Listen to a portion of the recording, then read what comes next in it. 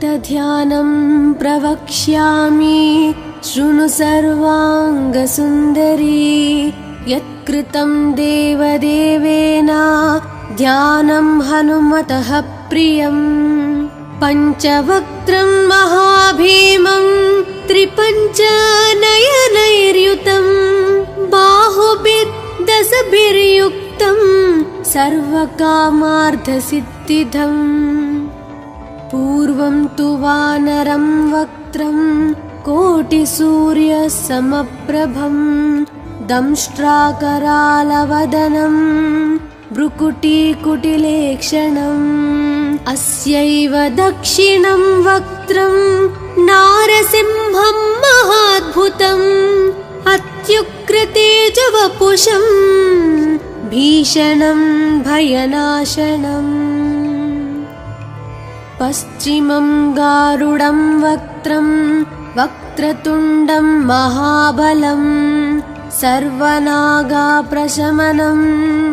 विषभूतादिकृन्तनम् उत्तरं सौकरं वक्त्रं कृष्णं दीप्तं नभोपमं पातालसिंहवेताल ज्वररोगादिकृन्तनम्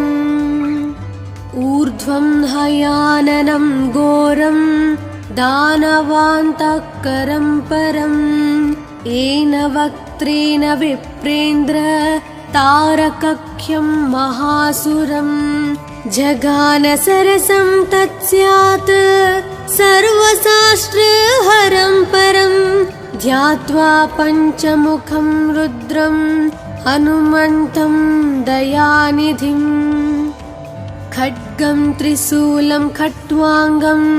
पाशाङ्कुशपर्वतं मुष्टिं कौमदकीं वृक्षं धारयन्तं कमण्डलम् बिन्दिपालं ज्ञानमुद्रां दशाभिमुनिपुङ्गवम् एतानि युधजालानि धारयन्तं भजाम्यहम् प्रीतासनोपविष्टं तं सर्वाभरणभूषितं दिव्यमाल्याम्बरधरं दिव्यगन्धानुलेपनम् सर्वाश्चर्यमयं देवं हनुमद्विश्वतोमुखं पञ्चास्यम् अच्युतम् अनेक विचित्रवर्णावक्त्रं शशाङ्कशिखरं कपिराजवर्यं पीताम्बरादिमुखतैरूपशोभिताङ्गम् पिङ्गाक्षम् आद्यम् अनिशं मनसा स्मरामि मर्कतीशं महोत्साहं सर्वाश्रुहरं परं शत्रुसंहार मां रक्ष श्रीमन्नापडनुद्धर ॐ हरिमरकटमरकटमन्त्रमिदं परिलिख्यति लिख्यति वामतले यदि नश्यति नश्यति शत्रुकलां यदि मुञ्चति मुञ्चति वामलता इदं कवचं पठित्वात् महाकवच पठे नरः एकवारं जपे स्तोत्रं सर्वशत्रुनिवारणम् द्विवारं तु पठे नित्यं पुत्रपौत्राप्रवर्धनम् त्रिवारं च पठे नित्यं सर्वसमाप्तकरं शुभम् चतुर्वारं पठे नित्यं सर्वरोगनिवारणम् पञ्चवारं पठे नित्यं सर्वलोकवशङ्करम् षड्वारं च पठे नित्यं सर्वदेवावशङ्करम् सप्तवारं पठे नित्यं सर्वसौभाग्यदायकम् अष्टवारं पठे नित्यं मिष्टकामार्थसिद्धिदं नववारं पठे नित्यं राजभोगमवाप्युनात् दशवारं पठे नित्यं त्रैलोक्यज्ञानदर्शनं रुद्रावृत्तिं पठे नित्यं सर्वसिद्धिर्भवेर्ध्रुवम् कवचस्मतरणेनैव महाबलमवाप्नुयात् सुदर्शनसंहितायां श्रीरामचन्द्रसीताप्रोक्तं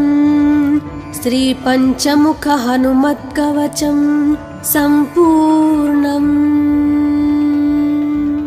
अथ ध्यानं प्रवक्ष्यामि शृणु सर्वाङ्गसुन्दरी यत्कृतं देवदेवेन ध्यानं हनुमतः प्रियं पञ्चवक्त्रं महाभीमं त्रिपञ्चनयनैर्युतं बाहुभिर्दशभिर्युक्तं सर्वकामार्थसिद्धिदम् पूर्वं तु वानरं वक्त्रं कोटिसूर्यसमप्रभं दंष्ट्राकरालवदनं भ्रुकुटीकुटिलेक्षणम् अस्यैव दक्षिणं वक्त्रं नारसिंहं महाद्भुतम् अत्युग्रतेजवपुषं भीषणं भयनाशनम् पश्चिमं गारुडं वक्त्रं वक्रतुण्डं महाबलं सर्वनागाप्रशमनं विषभूतादिकृन्तनम् उत्तरं सौकरं वक्त्रं कृष्णं दीप्तं नभोपमं पातालसिंहवेताल ज्वररोगादिकृन्तनम् ऊर्ध्वं हयाननं घोरं दानवान्तकरं परं येन वक्त्रेण विप्रेन्द्र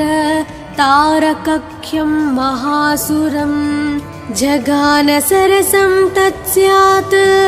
सर्वशास्त्रहरं परं ध्यात्वा पञ्चमुखं रुद्रं हनुमन्तं दयानिधिम् खड्गं त्रिशूलं खट्वाङ्गं पाशाङ्कुशपर्वतं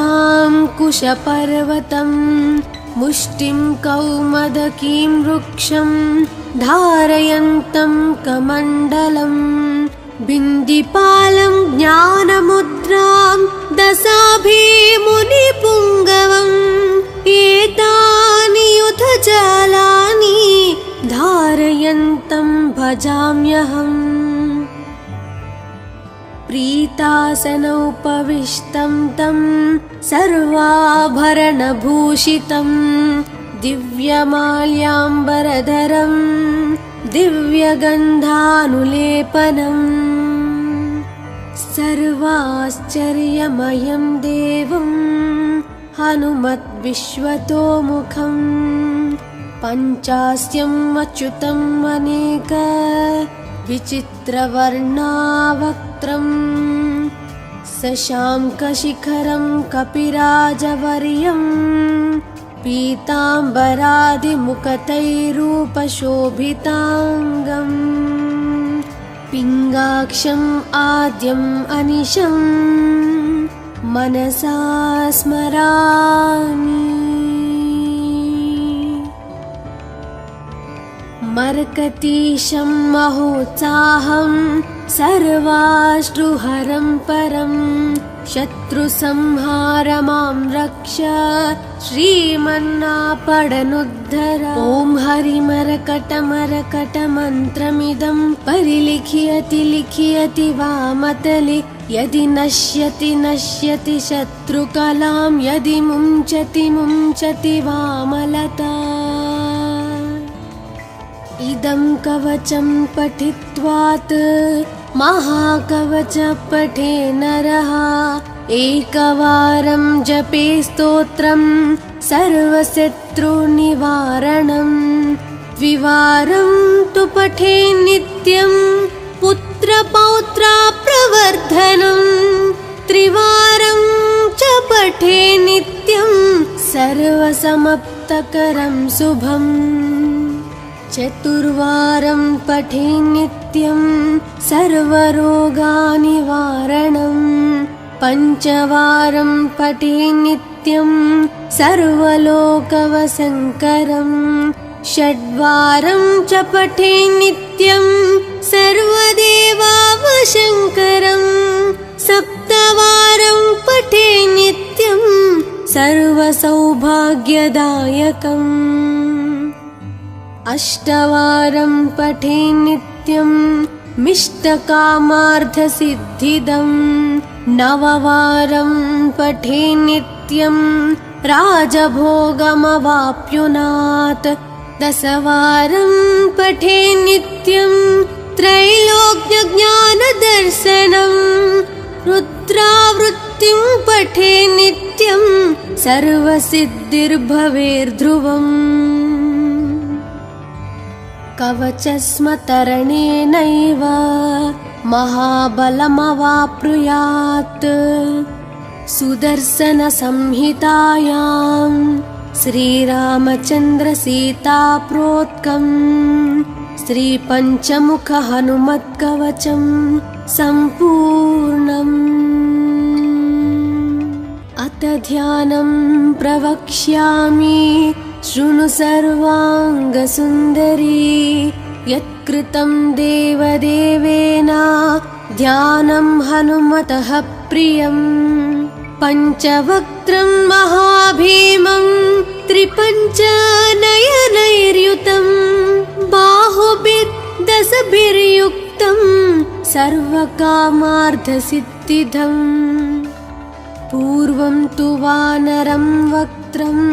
कोटिसूर्यसमप्रभं दंष्ट्राकरालवदनं भ्रुकुटीकुटिलेक्षणम् अस्यैव दक्षिणं वक्त्रं नारसिंहं महाद्भुतम् अत्युग्रतेजवपुषं भीषणं भयनाशनम् पश्चिमं गारुडं वक्त्रं वक्रतुण्डं महाबलं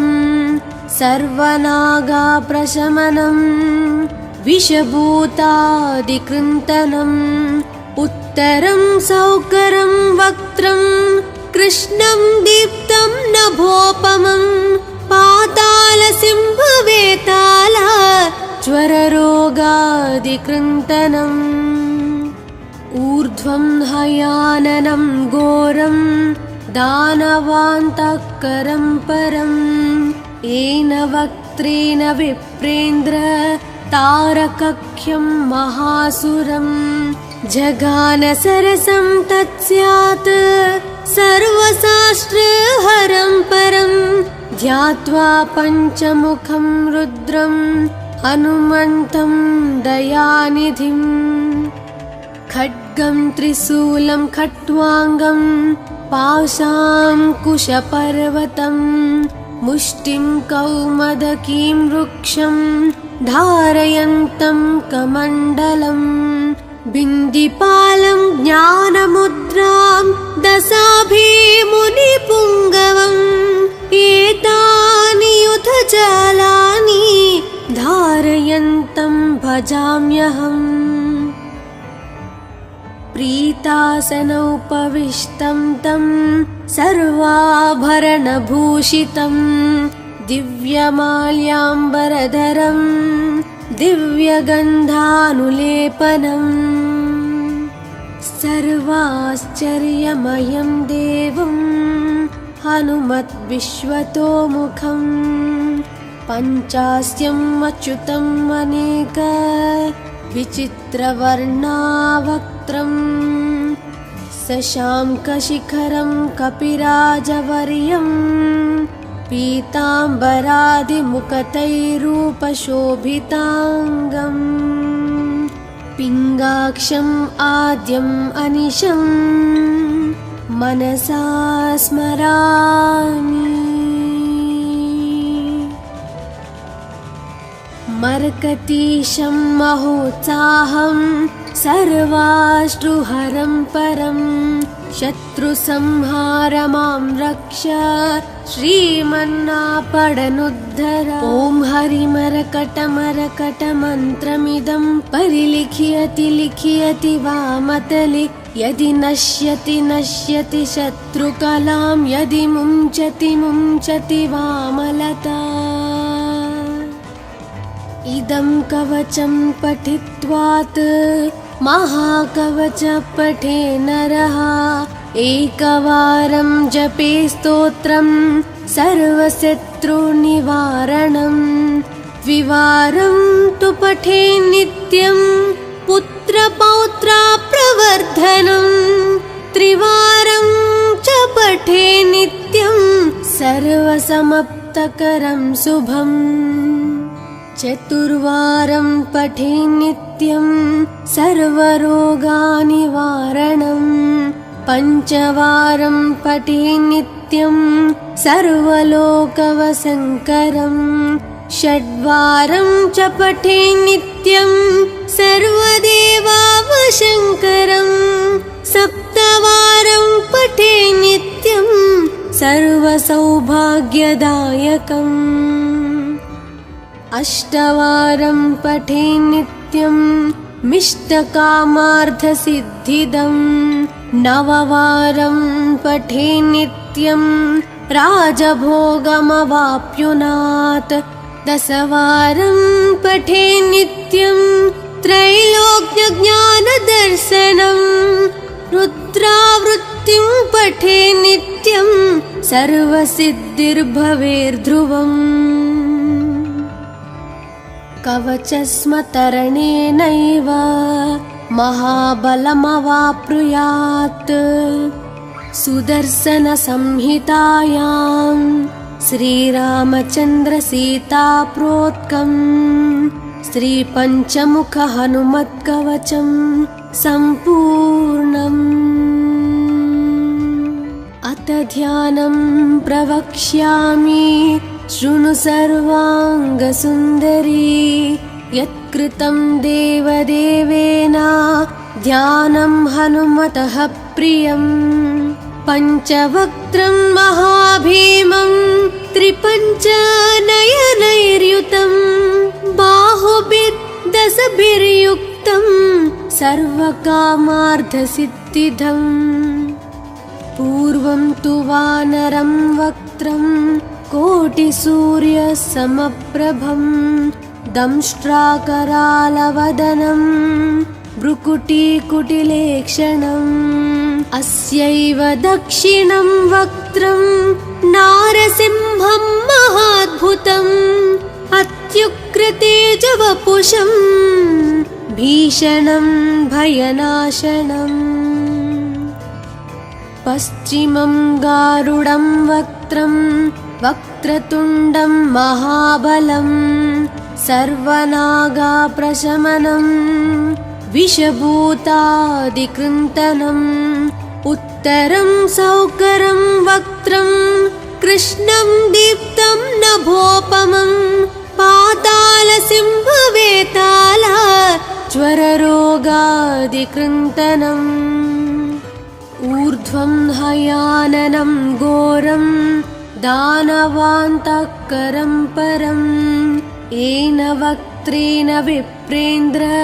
तारकख्यं महासुरं जगानसरसं तत्स्यात् सर्वशास्त्रहरं परं ध्यात्वा पञ्चमुखं रुद्रं हनुमन्तं दयानिधिम् खड्गं त्रिशूलं खट्वाङ्गं पाशाङ्कुशपर्वतं मुष्टिं कौमदकीं वृक्षं धारयन्तं कमण्डलं बिन्दिपालं ज्ञानमुद्रां दशाभिमुनिपुङ्गवम् एतानि युधजालानि धारयन्तं भजाम्यहम् प्रीतासनोपविष्टं तं सर्वाभरणभूषितं दिव्यमाल्याम्बरधरं दिव्यगन्धानुलेपनम् सर्वाश्चर्यमयं देवं हनुमद्विश्वतोमुखम् पञ्चास्यम् अच्युतम् अनेक विचित्रवर्णावक्त्रम् शशाङ्कशिखरं कपिराजवर्यं पीताम्बरादिमुखतैरूपशोभिताङ्गम् पिङ्गाक्षम् आद्यम् अनिशम्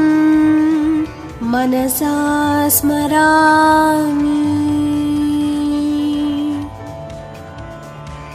मर्कतीशं महोत्साहं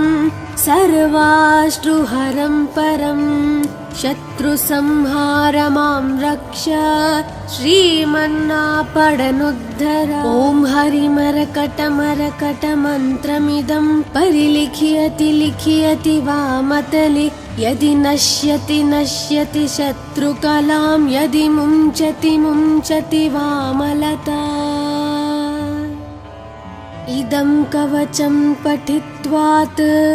महाकवच पठे नरः एकवारं जपे स्तोत्रं सर्वशत्रुनिवारणम् द्विवारं तु पठे नित्यं पुत्रपौत्राप्रवर्धनम् त्रिवारं च पठे नित्यं सर्वसमाप्तकरं शुभम् चतुर्वारं पठे नित्यं सर्वरोगनिवारणम् पञ्चवारं पठे नित्यं सर्वलोकवशङ्करम् षड्वारं च पठे नित्यं सर्वदेवावशङ्करम् सप्तवारं पठे नित्यं सर्वसौभाग्यदायकम् अष्टवारं पठे नित्यं मिष्टकामार्थसिद्धिदम् नववारं पठे नित्यं राजभोगमवाप्नुयात् दशवारं पठे नित्यं त्रैलोक्यज्ञानदर्शनम् रुद्रावृत्तिं पठे नित्यं सर्वसिद्धिर्भवेर्ध्रुवम् कवचस्मतरणेनैव महाबलमवाप्नुयात् सुदर्शनसंहितायां श्रीरामचन्द्रसीताप्रोक्तम् श्रीपञ्चमुखहनुमत्कवचं सम्पूर्णम्। अथ ध्यानं प्रवक्ष्यामि शृणु सर्वाङ्गसुन्दरी यत्कृतं देवदेवेन ध्यानं हनुमतः प्रियम् पञ्चवक्त्रं महाभीमं त्रिपञ्चनयनैर्युतं बाहुभिर्दशभिर्युक्तं सर्वकामार्थसिद्धिदम् पूर्वं तु वानरं वक्त्रं कोटिसूर्यसमप्रभं दंष्ट्राकरालवदनं भ्रुकुटीकुटिलेक्षणम् अस्यैव दक्षिणं वक्त्रं नारसिंहं महाद्भुतम् अत्युग्रतेजवपुषं भीषणं भयनाशनम् पश्चिमं गारुडं वक्त्रं वक्रतुण्डं महाबलं सर्वनागाप्रशमनं विषभूतादिकृन्तनम् उत्तरं सौकरं वक्त्रं कृष्णं दीप्तं नभोपमं पातालसिंहवेताल ज्वररोगादिकृन्तनम् ऊर्ध्वं हयाननं घोरं दानवान्तकरं परम् येन वक्त्रेण विप्रेन्द्र तारकख्यं महासुरम् जगानसरसं तत्स्यात् सर्वशास्त्रहरं परम् ध्यात्वा पञ्चमुखं रुद्रं हनुमन्तं दयानिधिं खड्गं त्रिशूलं खट्वाङ्गं पाशाङ्कुशपर्वतं मुष्टिं कौमदकीं वृक्षं धारयन्तं कमण्डलं बिन्दिपालं ज्ञानमुद्रां दशाभिमुनिपुङ्गवम् एतानि युधजालानि धारयन्तं भजाम्यहम् प्रीतासनोपविष्टं तं सर्वाभरणभूषितं दिव्यमाल्याम्बरधरं दिव्यगन्धानुलेपनम् सर्वाश्चर्यमयं देवं हनुमद्विश्वतोमुखं पञ्चास्यम् अच्युतम् अनेक विचित्रवर्णावक्त्रं शशाङ्कशिखरं कपिराजवर्यं पीताम्बरादिमुकुटैरूपशोभिताङ्गम्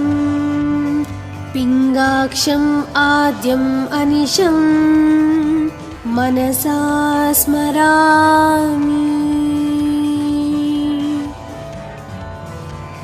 मर्कटीशं महोत्साहं सर्वाश्रुहरं परं शत्रुसंहारमां रक्ष श्रीमन्नापडनुद्धर ॐ हरिमरकटमरकटमन्त्रमिदं परिलिख्यति लिख्यति वामतले यदि नश्यति नश्यति शत्रुकलां यदि मुञ्चति मुञ्चति वामलता इदं कवचं पठित्वात् महाकवच पठे नरः एकवारं जपे स्तोत्रं सर्वशत्रुनिवारणं द्विवारं तु पठे नित्यं पुत्रपौत्राप्रवर्धनं त्रिवारं च पठे नित्यं सर्वसमाप्तकरं शुभम् चतुर्वारं पठे नित्यं सर्वरोगनिवारणं पञ्चवारं पठे नित्यं सर्वलोकवशङ्करं षड्वारं च पठे नित्यं सर्वदेवावशङ्करं सप्तवारं पठे नित्यं सर्वसौभाग्यदायकम् अष्टवारं पठे नित्यं मिष्टकामार्थसिद्धिदं नववारं पठे नित्यं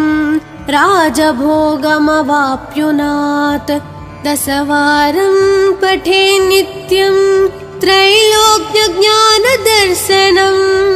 रुद्रावृत्तिं पठे नित्यं सर्वसिद्धिर्भवेर्ध्रुवम्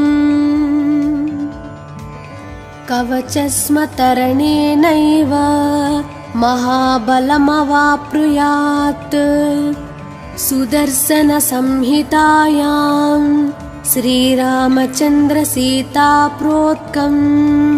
श्रीपञ्चमुखहनुमत्कवचं सम्पूर्णम् अथ ध्यानं प्रवक्ष्यामि शृणु सर्वाङ्गसुन्दरी यत्कृतं देवदेवेन ध्यानं हनुमतः प्रियं पञ्चवक्त्रं महाभीमं त्रिपञ्चनयनैर्युतं